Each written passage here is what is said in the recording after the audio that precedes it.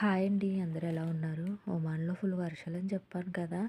ఇంక ఈరోజు కూడా వర్షం వచ్చింది లైట్‌గా. చాలా బాగుంది వ్యూ. నిజంగా మేముండే ఏరియా వ్యూ చాలా బావుంటది. సో, వర్షం వస్తే ఇంకా బావుంటదనమాట. నిజంగా వర్షం వస్తే నాకు పండగలా ఉంటది. చాలా ఎంజాయ్ చేస్తాను. కాకపోతే వర్షం అయిపోయాక ఎళ్ళాను బయటికి. పర్లేదు బానే ఉంది.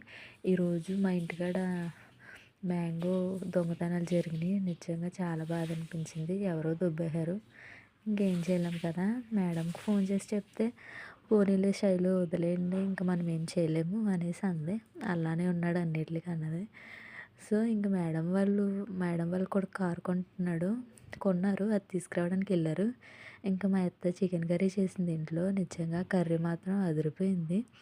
ఇంకా ఈవినింగ్ వచ్చేసారు.